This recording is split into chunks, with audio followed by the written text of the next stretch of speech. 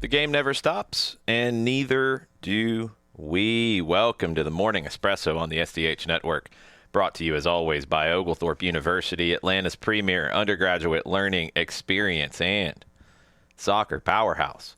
It's Tuesday, October 28th. Before we dive into another busy day across the world of football, a moment to honor one of the game's true originals. Jason Longshore, thanks for hanging out with me this morning. And today would have been the 92nd birthday of Garrincha, Brazilian magician who I don't know if redefined is even really the word to use here. I would probably say defined, because I don't think there was anybody like him before. I don't know if there's really truly been anybody like him since. There's been players similar, but he brought a joy to the game through his dribbling that is just amazing to watch. He was nicknamed the joy of the people. He was the unpredictable winger who could unbalance defenders with just a little shimmy. He could make entire stadiums laugh in disbelief. Garrincha was vital to Brazil's 1958 and 1962 World Cup triumph. In 62, when Pelé was injured, it was Garrincha who carried the Seleção to glory. Became the first player ever to win the Golden Ball, the Golden Boot, and the World Cup in the same tournament in 1962.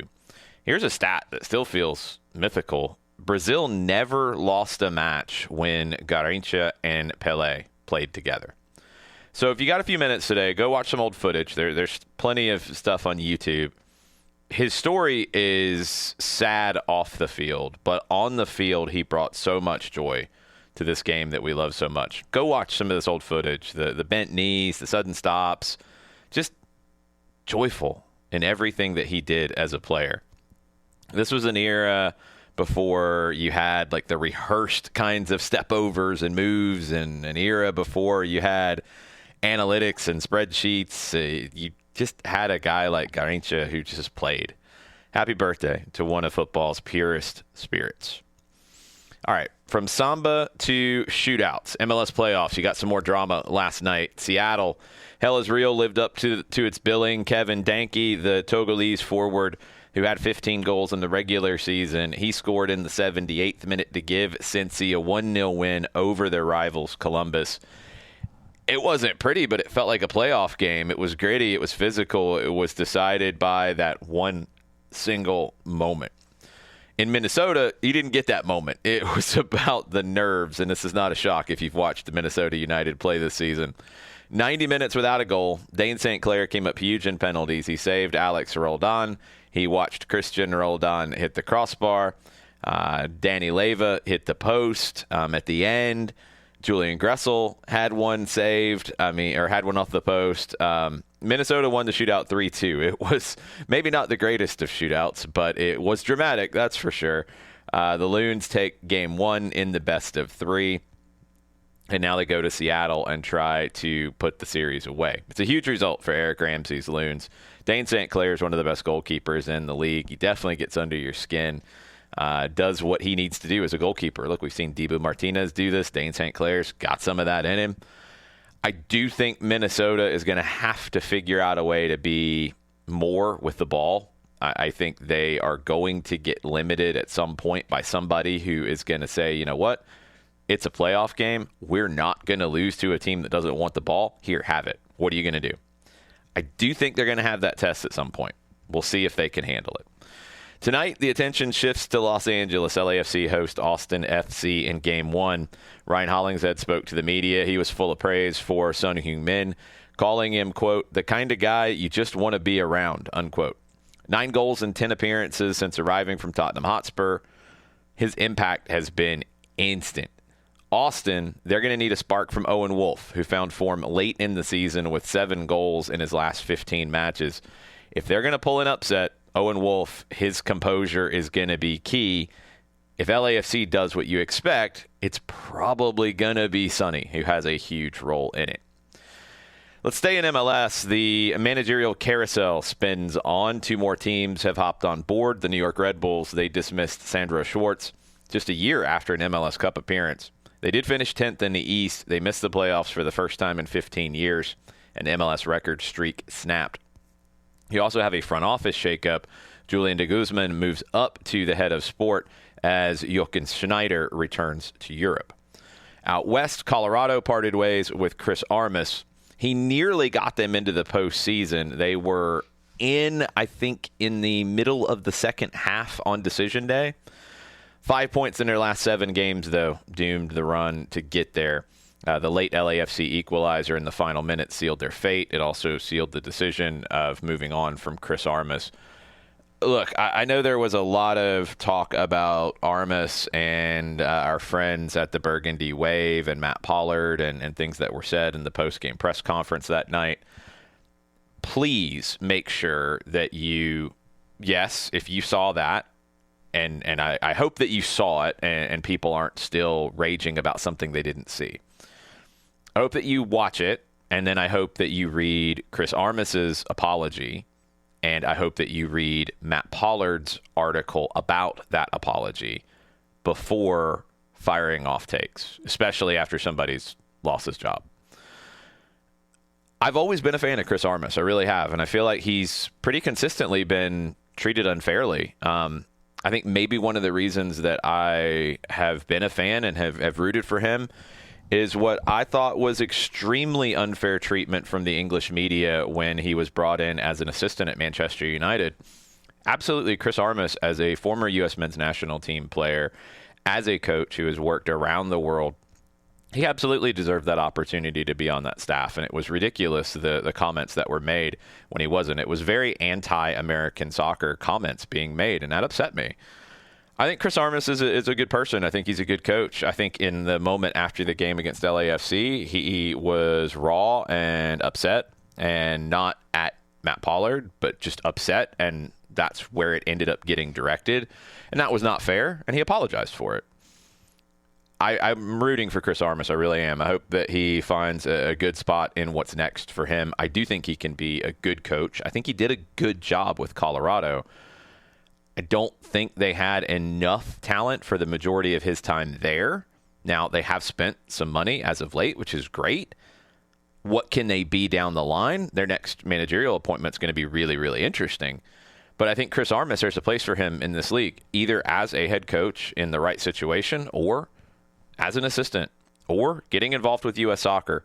I think Chris Armas is a really smart guy in the game, and I'd like to see him stay involved somewhere after he gets kind of past the disappointment of not getting what he wanted to accomplish here. He did talk about in his statement, thanking the fans and thanking the club, that he feels like they are now on a path to success, and he's happy that he had a hand in that. I would absolutely agree with that.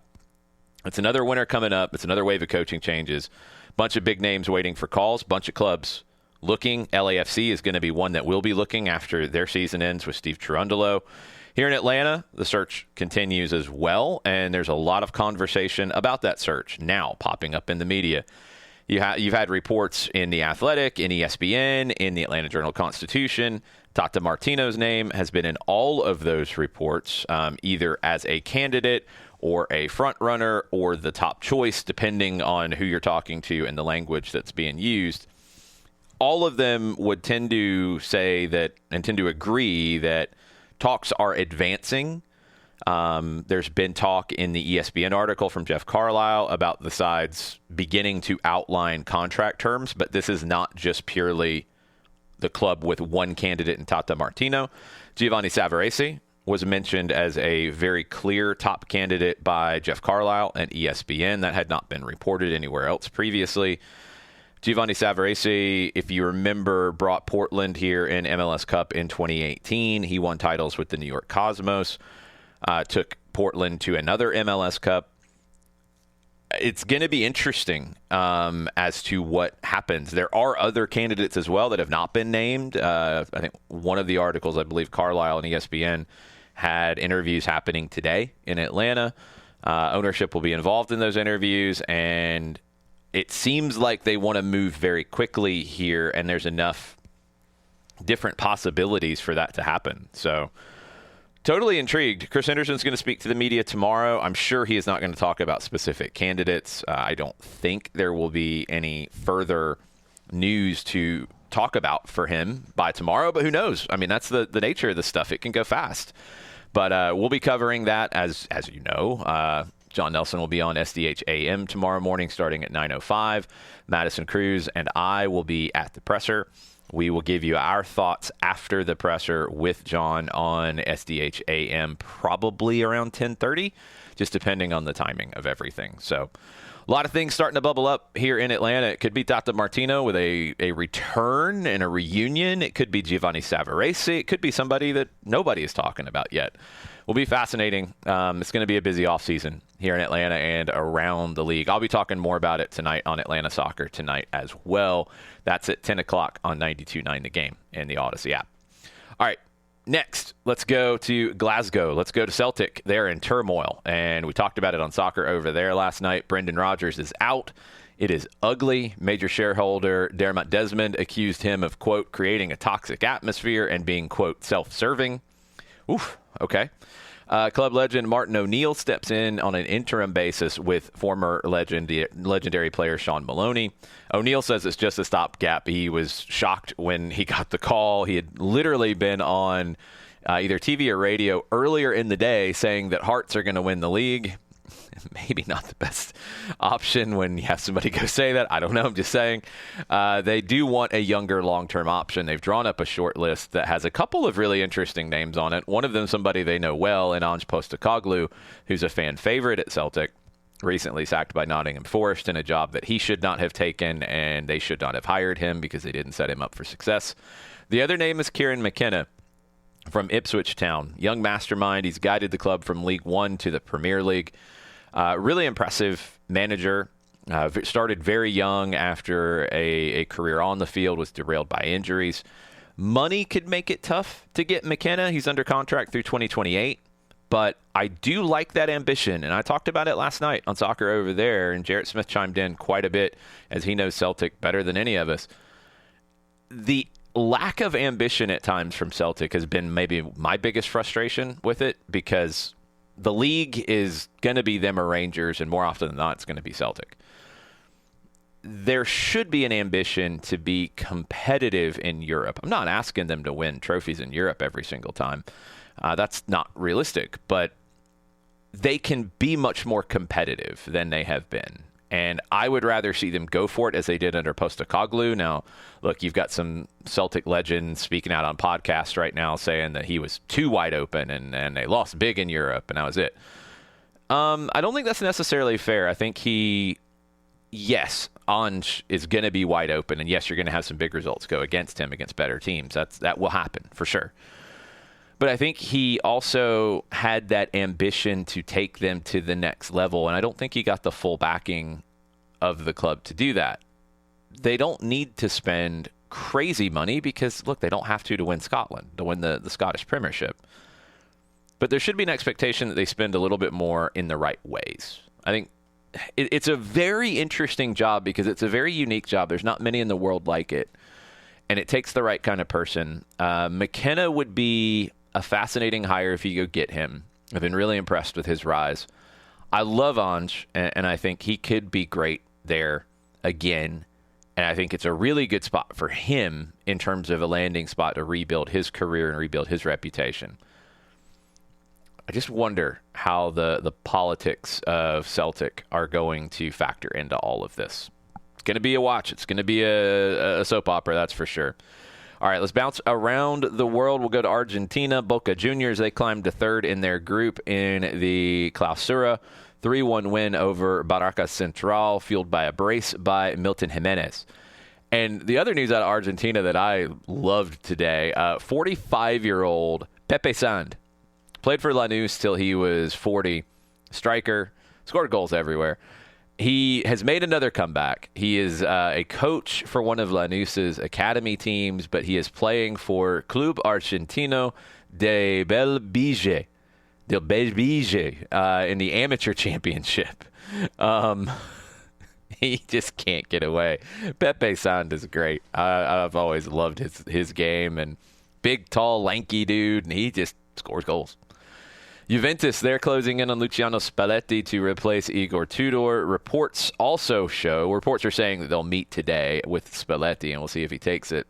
But also reports are showing that Juve's financial hole is now near €1 billion over 8 seasons, and they're about to throw more money at the problem with capital investment. So Juve's got work to do. Going back to when they signed Cristiano Ronaldo, they're still paying for that, and it hasn't paid off. In Turkey, more than 150 referees are being investigated for betting on matches. Over 300 had betting accounts, 7 in the top flight. One official reportedly wagered on over 18,000 games in 5 years. Stunning. Maybe not 18,000 different games. He made over 18,000 wagers, I think is the better way to put it, because that's a lot of games. I don't know if there's that many games to wager on. But prop bets are a weird thing. And you're starting to see them more and more, and they're very easily manipulated, as we've seen in the NBA gambling scandal that's going on right now. I feel like that's probably where some of this is, and that's a problem. Good luck, Turkey, because Jose Mourinho said your referees were toxic, and wow, Jose was right. I don't know if he knew all this, but he was right. We'll go to Iceland next. Champions Víkingur Reykjavik. They were busted for selling beer disguised as donations during their title party. Police raided the celebration, and reportedly it was the team that lost in the match, that lost the title, who called the police, which is great. The stories out of Iceland are always wonderful, but this is crazy. They couldn't sell the beer. They didn't have the license to do it, so they said that they were asking for donations for the beer, and the losing team's like, no. Police, come bust them. And they did. Whew, what a victory celebration, eh? All right, let's go to some comments from Lionel Messi. And look, I know there's a lot of people in MLS circles who get bent out of shape because Lionel Messi doesn't give interviews on a regular basis. Well, neither did Michael Jordan and many others. It is what it is. When you're at that level, you are going to be able to avoid speaking as much. I do not think it is incumbent on him to do that. I would enjoy it because I do enjoy listening to him talk. I think he has really good ideas about things, and we're going to get into him here in just a second. But I don't think he is obligated to do that. I don't. And I think he has done plenty to grow the game here in the United States, and he's obviously done plenty in Argentina to bring them joy and happiness with winning a World Cup title and winning a Copa America back-to-back. I don't need him to talk more, and I don't think he fixes every issue in American soccer if he does. I just don't. I do enjoy it when he does, though, and I'm happy when he does speak because I think he's very well-spoken, and I think he's a very interesting interview. Maybe because he doesn't speak very much, and that could be part of it. But I'd like to hear his thoughts more on things, but I'm not going to get upset if he chooses not to give them. It's just me. He said in an interview with NBC that he wants to play in next year's World Cup. He'll listen to his body first. He said, if I can be useful to the national team, I'll be there. If not, I won't. I'm almost certain he'll be there, barring injury. He also called for Major League Soccer to loosen its roster and its spending rules, saying every club should be free to sign whoever they want. I disagree with that, but I do think they have to spend more. And we've had these conversations before, and we could go a million different places around it, but I do like the idea of salary caps. I think it helps promote sustainability. It keeps clubs from overspending. It does promote parity as well, which I think is a very important factor in Major League Soccer. Can you loosen it some? Yes. The cap needs to go up. There needs to be an ability to spend more. I thoroughly agree with that. I think the playoff structure brings some of that parity back in because of the unpredictableness of a playoff.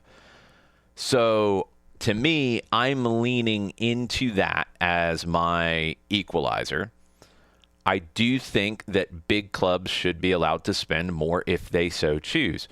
not recklessly. Maybe you look at a luxury tax kind of situation where then other clubs get money on the back end if they can't spend and compete, and they maybe can spend and compete a little bit more. I'm good with figuring these things out. It's worked well for the NBA. It's worked well for the NFL. I don't think it works well in Major League Baseball. I don't know the NHL system well enough to tell you. I do think there are things to learn from the salary cap leagues that we have in other sports in the United States.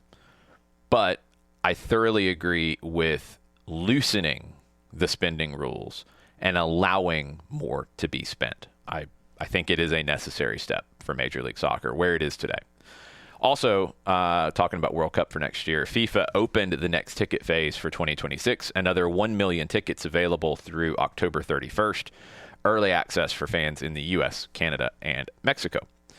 That's your Tuesday morning espresso. We had some shootouts, we had shakeups, we had a managerial carousel spinning out of control with new clubs jumping on it.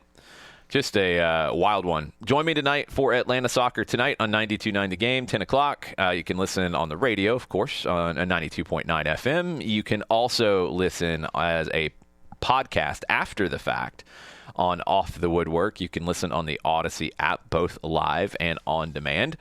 We'll dig deeper into the playoffs, talk a little bit about that LAFC match that'll be going on tonight, talk about any other news that pops up today. I'm sure that it will. We'll talk about the Atlanta United managerial search. Plenty of things to dig into in Atlanta Soccer tonight, this evening.